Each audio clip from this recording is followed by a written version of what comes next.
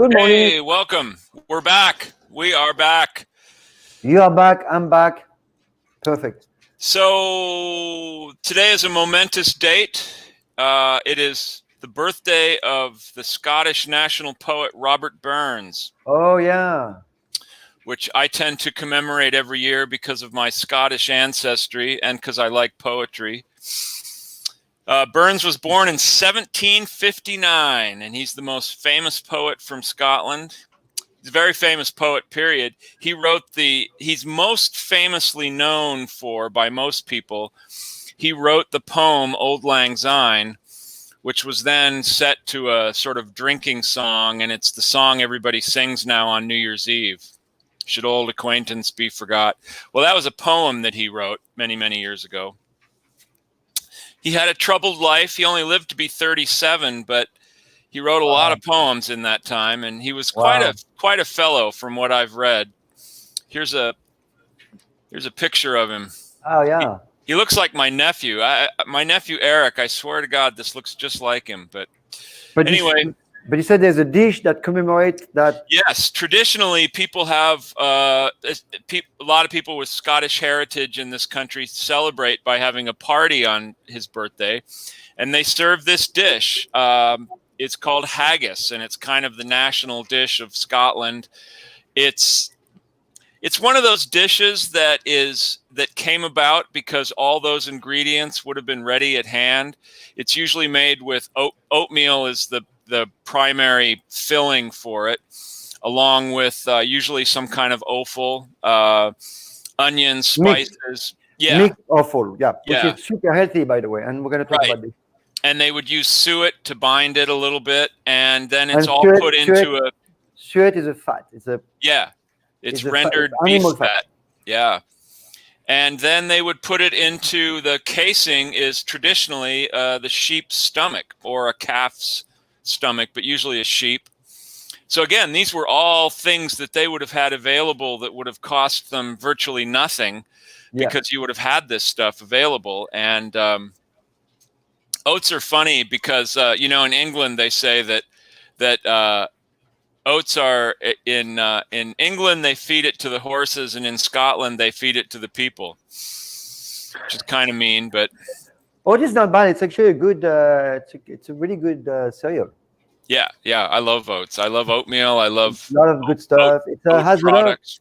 Just so people understand about oat, there's a lot of tryptophan, which is not, it's good, but when you say breakfast cereal, it's good breakfast, but also it might put you in a calm state, which is great. Oh, that's nice.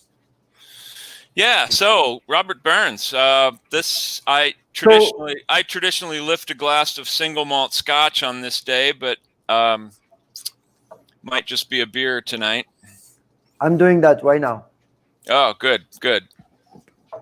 Have you noticed, James, all these people on the Zoom, and they are pretending to drink a hot glass, and they go, anything is full of ice already?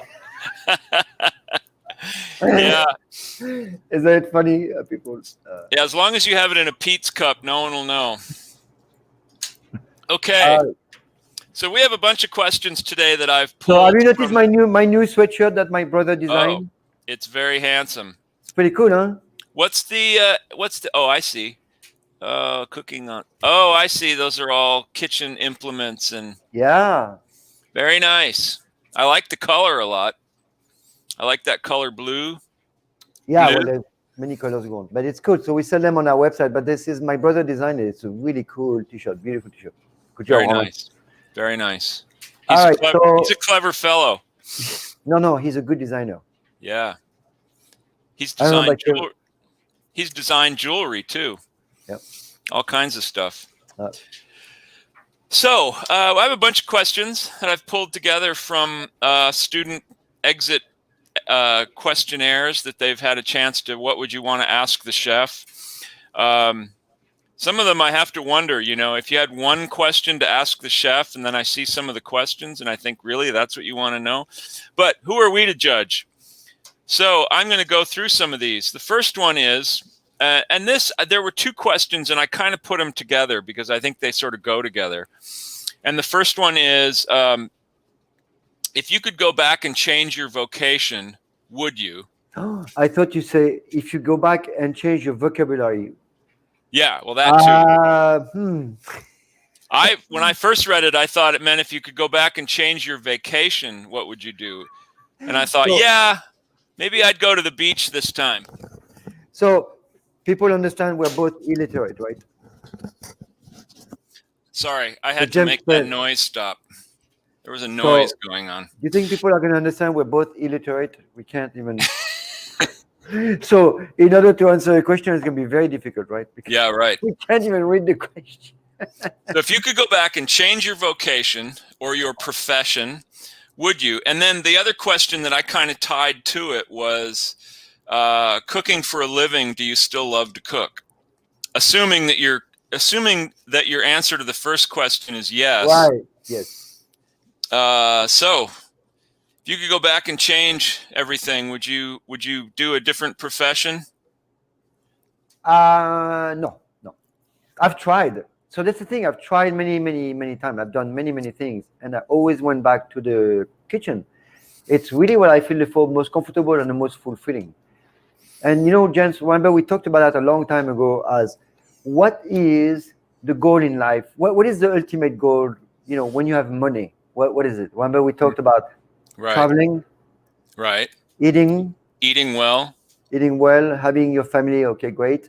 And then a roof. I mean, of course, a car, but those are the base, right? And in the food business, you already eat and travel a lot. Right. So you get that also already done. But you also learn a lot about food, and you make your own food, which is a very, very important part. You feel very confident about life because you make your own food, which not everybody can do. And I think that's crucial that people today learn how to make their own food. They need to be independent. You can't be dependent at this craziness that's happening right now. You need to know how to cook. I saw a commercial this week that was a little disturbing. It was there's a lot of commercials for these food plans you can buy on the internet. You can sign up for. It's like Blue Apron, and there's another one, and they send you one of them. They send you ingredients and a recipe, and then you cook your own food. But one of them is you actually you get these boxes that have full meals in them, and you pull them out, and it's like a TV dinner basically. It's all done, it's all cooked. You just heat it up in the oven. And you know what? I think they're great. Well, they're certainly a lot better than the TV dinners of old. But the one commercial that I thought was a little bothersome was this that showed this young fellow, looked like a 20-something guy, and he's standing at the garbage can and he's dropping his skillet into the garbage can, like, I'll never have to cook again because I can buy this stuff. And I thought, well, that shouldn't be the result of. I mean, I think these companies are great too. Yeah. But I don't think it should mean that you should never turn your stove on again. It's a helper, like the hamburger helper. Right. So it's way better hamburger helper. It's actually really good for people who don't have any imagination. They don't want to think about it. That's great. Absolutely no problem. I understand that. Yeah. And then also it's difficult to think about food when you don't know anything about it. So those companies are great. I think it's a good alternative. But the alternative now is you have to eat good food. That's it. There's no more ever excuses. The world is in complete chaos because of literally we're not healthy. Right. You have to resume that to that. So we have to go back to take our health back and stop those big corporations from feeding us. That's it. That's the end. Right. So the earlier we understand that, the earlier we're going to get out of that hole. That's my feeling. Well, I'm not a chef, but I've been a food writer for half my life. And which one? The first part or the last part, right? The last half. Well, right. I don't know if it's. I'm hoping it turns out to be more than half, because it's half right now. But there's only two other things I ever wanted to be, besides a writer, and that was a cowboy when I was very young, and then a secret agent. I wanted to be a secret agent. I had to be a secret cowboy. So writing seemed to be the most practical, since I didn't grow up with horses, and you're still writing. That's good. I'm still writing. I might be a secret agent. If I was, I couldn't tell you, but you're not writing horse, but you're writing. Writing is my cover. Right, Chef James? What? You're not riding a horse, but you're writing. That's right. So That's right. So, assuming that your answer is yes to the first question, yes. Do you still love to cook, even though you do it for a living? Well, that's what I was saying. I really love to cook because if you hate cooking, that's a terrible thing, right? Because you have to cook. So you have to make sure you do not hate cooking and you keep loving that. And you have to, and the way to do that is play with the food, have fun, and don't stress out about the result. Just keep going. Because otherwise it's not possible. You're going to depress. And then once you stop cooking, you stop living. I mean, you have to feed yourself or your family, or you have to feed. You can't just wait for people to feed you. This is not the way it works. It is not a good way to think. And like we always say, the best way to be healthy is to eat well. And the best way to eat well is to control what you eat by preparing your own food and controlling the ingredients that you get. And these meal plans that we talked about are great, but they're also expensive. I mean, to live on those things can be pricey. James, if somebody doesn't know how to cook and doesn't have the imagination to think of all this combination, which is it takes habit, skills, whatever you want to call it, but it's a job. Those companies are great. I think they provide a really good amount of good food. I think you cook a little bit, which is great. It kind of boosts a little bit. It kind of trigger that need, and then you can evolve in cooking. So I think all those meal delivery kits are absolutely fantastic. I think it's a great idea. If you don't want to think about food, just order through those guys. Yes, it's a little pricey, but there's no price for your health. There's no limit. I don't care how much they're going to sell that. Right. It's right. How much does your body cost? And when it's gone, what did you save? Where is your money you saved when you die? Where is it? Yeah. Where does it go? I don't know. I tried to sell my body when I was young, but I didn't get very much for it. I sold it on my DMV card. So here's another question that kind of follows on those two. Oh my God, man. If I cook every day, can I become a great cook? Or can I at least become a better cook? Well, I think if you do anything every day, you're bound to get better at it. I mean... and as we said before, James, and if you're not, you need to stop, right?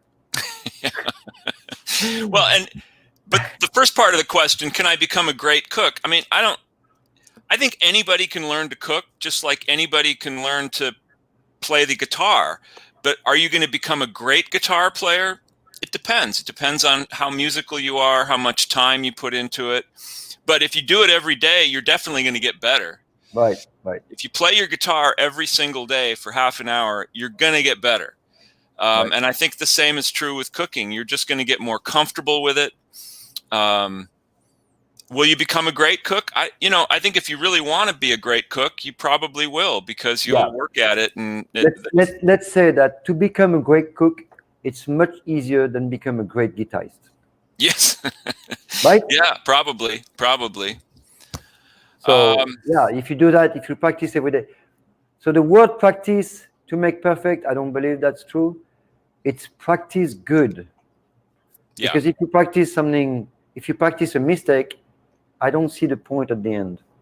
Right? It's. And what better time is there to do something every day that you want to get better at than right now, when most of us are sheltered in place, we're stuck at home. Not everybody is, of course. Some people are working. Some people are working at home. So that's what I'm doing. This is my studio. I do cooking classes every day. Yeah. Every day. We have cooking classes. We have team buildings. I do a lot of this because this is why I've switched my business to this, because, I mean, today they remember the Berkeley. I mean, I'm sure it's the same in the US. They reopen, or California, they're reopening the outdoors. Right. How long does it take to set up? They don't get it. It's just like, you don't reopen like this. Right. You have to re-prep the whole kitchen. It's just like, yeah. Well, I'm going to keep doing on my online for now, and we'll see. Chef Olive never leaves that studio. He's got, you can't see it, but right off camera is his bed. And a chain. You don't see the chain. Yeah. See, I can go that far. Yeah.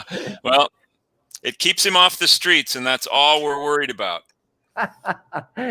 So yes, cook every day. Cook every day. Yeah. And if there's something that you particularly like you want to become a great baker, you know how to make pies, just take a month and say, okay, I'm going to make a pie every day this month.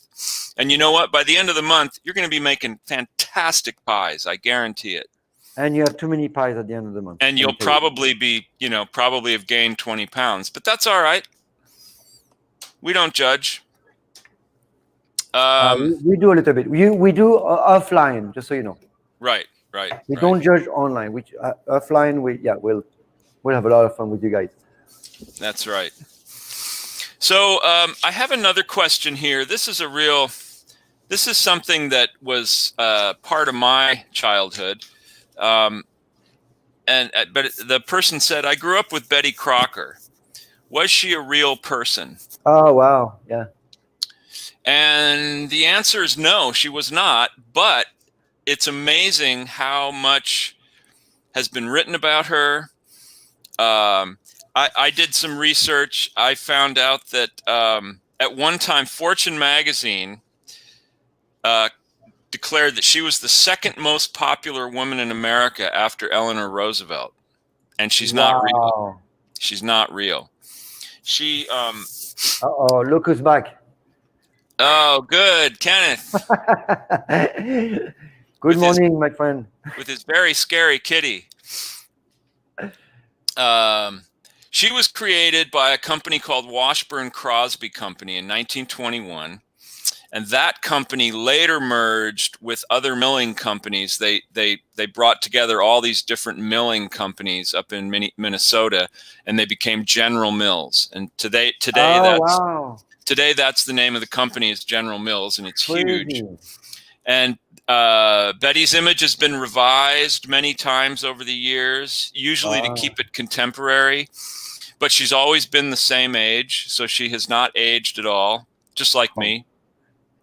And along with the General Mills, their logo is a red spoon logo, just the silhouette of a red spoon. Right. And along with that, the Betty Crocker seal of approval has always been a big deal to people. It's it's as though Betty tasted this product and is endorsing it and saying she likes it, even though, again, she doesn't exist. Wow. General Mills, their headquarters is based in Minneapolis, and I went there once. I actually interviewed with them when I still lived in New York. I flew out there and interviewed with them for a job because they were looking for a new buyer for their Betty Crocker catalog. And my brother and his family was still living in Minneapolis at the time, so it wasn't a big deal to go there. But it was very interesting. It's an interesting company, but the company sits on Betty Crocker Drive, just outside the city, and it's an amazing place. It's like a whole compound. It's quite a thing. So Kenneth, we miss you too, man. Yeah, where you been? Where have we been? They don't have internet in jail, right? That's right. Oh, that's right. Yeah. Well, I'm glad you've been paroled, Kenneth, and it's nice to have you here. So, somebody asked, how many cooks does it take to screw in a light bulb? Ooh, that's a good one. That is a good one. And we discussed this once a while ago, and we came up with an answer that the answer is really none, because the chef would assign it to the sous chef, who would then assign it to the chef de cuisine, who would then tell the line cook to do it. So, and what about the busboy? None of that? Yeah, probably the line cook would say okay, and then he would tell one of the bussers to do it. What about the dishwasher? Right, but the busser would tell the dishwasher to do it, and I don't know if they, But so no light, huh? But the chef is not going to do it. So it takes no chefs to turn in a light bulb. And there you go. So that's it. That's the answer. Great. That's the answer. So excited. So I have one more question here that I wanted to do because I thought this one was interesting and I have a lot of thoughts on it, and it's something that my wife and I have discussed a lot lately, and that is, do you grow your own vegetables? Yeah, true. It's true. And then the front, yeah, would wait. And at the front of the house we can play. Yeah, right. Oh, that's good. So what do you think about growing your own vegetables? I have some very definite thoughts on the subject. You mean pot? Yeah, that too. I would love to. I just don't know how to do it. I would love to. I would love to be able to grow my vegetables. Yes, absolutely. Yeah, I think it's great to grow your own vegetables if you have the space and the time and the inclination to do it. What about the knowledge? I mean, how? Well, it's like cooking. The more you do it, the better you're going to get. And there are lots of places to go to get advice. You go to the nursery to get plants, and you can get advice. There are books. Last time I went to the nursery, I came back with a baby, so I'm not going back anymore. Yeah, forget that. But the one thing that people don't realize is that it's not. People think, well, if I grow my own vegetables, it's like free food, but it's not. It's not free. It costs money to grow your own vegetables. You have to buy the plants. You have to buy. You have to amend your soil. You need but it's tools. Cheaper, no? Isn't it cheaper? Maybe in the long run, if you do it over years. Right. I mean, the good thing is you can control exactly how your vegetables are grown. You can grow what you like. I encourage people to do it whenever they can. Personally, I'm not really a gardener, but even my wife, who is a gardener, she's a really good gardener, she's not interested in growing vegetables because we live in a place where we have so many good organic vegetables available to us every day. Right. And they're just not expensive because they're vegetables. I did grow some vegetables, but it's not. I mean, it's going, right? It's going. We do grow a lot of herbs because you can grow those in pots, and it's wonderful to be able to just go outside your door and clip some herbs when you're cooking. We grow a lot of parsley, thyme, several different kinds of thyme, actually. Right. We grow, rosemary. Rosemary grows everywhere in Berkeley. That's great. It's everywhere. We grow sage, we grow tarragon and dill. There's not a lot of it right now because it's January. So when you cut the herbs, does it grow right away? I mean, this is one. Yeah. That's great. Yeah, huh? It continues to grow. And, we don't cut it all the way down every time. We just cut off what we need when we're cooking. Tomatoes and peppers pretty much grow themselves. Wow. Yeah, that's true. The other reason we don't grow a lot of vegetables is because when we do, we had a tomato plant this last year that grew like crazy and was really producing fruit. And then at night, the rats would come along and they'd eat everything. Wow. Or they'd just take a couple bites out of everything. And the squirrels too. The squirrels do it too. The squirrels love to eat the strawberries. And we have an apple tree too that the squirrels will come and they'll just take a few bites. I'm just like, just take one apple and go and eat it. Don't take a bite out of each apple. But do the squirrels listen to me? No.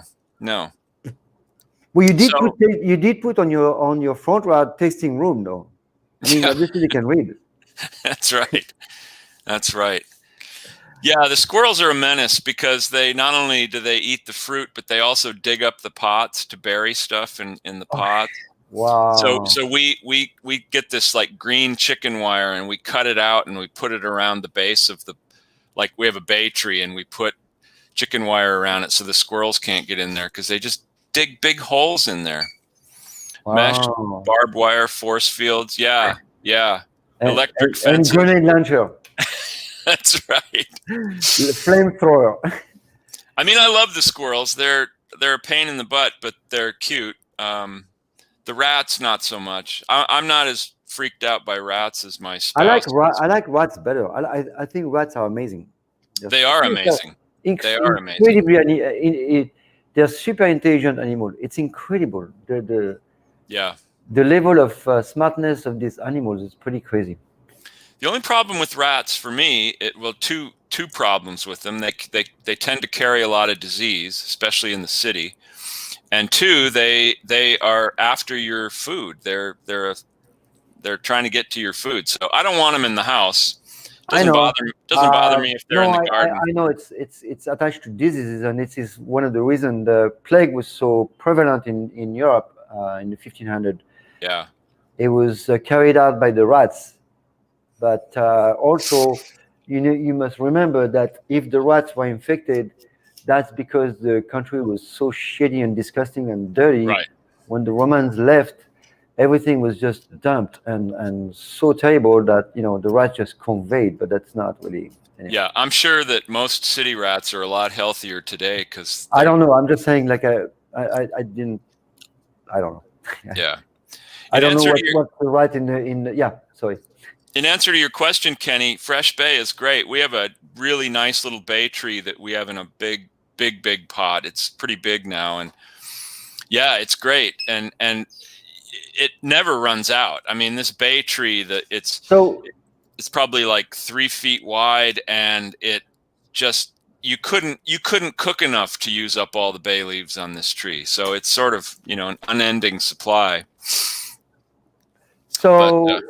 Yeah, Mill Valley is really cool for that. Beautiful place. Yeah, but so is Berkeley. Bay leaves are very, very healthy. They're really strong flavor. They are in most stews worldwide, right? The only problem with this is it cuts. So a lot of people remove it at the end. Oh, I always do. The worst thing you can do is to bite into one while you're eating a stew, because it's like you say, it can actually cut you. Yeah, and it's also so intense that it's just it's not a pleasant flavor to eat by itself, but it lends wonderful flavors to stews and other things. So we use them a lot, but we always fish them out. We have 3 minutes left, James. So the answer to the last question is yes. We grow herbs and we grow some vegetables, but it's just not. It's not really practical to do it for us. We don't have enough space. What about a little one of those beds? The beds. The raised beds, yeah. Yeah. What about this on the balconies and stuff? They're great. They're great. In New York, when I lived in the city, I used to grow chili peppers on my windowsill. Yeah. Inside. And So? they grew really well. They were great. Because herbs is a really good way to get a lot of vitamins really quickly. Goes in your blood immediately. Herbs are great to grow because they're pretty. So you can have them on your windowsill. You can have them we have some on the front steps of the house in pots, and they're great to grow in pots because if you don't have the land to actually turn into a garden, anybody can have pots. My only problem with that, and this is something that I always thought of, and that's why I don't grow herb on my balcony, is because I'm in a city and I'm just worried about the fumes. I don't know if I want to eat that, honestly. Yeah. No, really. Like I would rather have my good herb coming from my market. The farmer, I know where he lives. It's in the way away from those fumes. They are carbon. They're hydrocarbon. They stick. They are real. It's a toxin. And I don't know. I'm just saying I would doubt. That I don't know. Well, for us, we don't live like on a busy street, so we don't have a lot of traffic. It's possible. I'm just saying, in my reservation would be that, because there's so many vitamins in my herbs, like tons. I don't want it to be affected or have any, because that's the goal right now. You want to be healthy. You want to go as much as you can. You don't want to kind of midway. No. Yeah. So Kenneth, how did those bonsai taste? I know, that's so funny. Is that you brush your teeth with this? Bonsais are great. Those are really beautiful. We have 2 more minutes, guys. Not even. So gosh, here we are. Things are starting to loosen up a little bit in California. We're gonna see more all those outdoor spaces that everybody built last year. I know. We're gonna be able to use them again. That was a waste.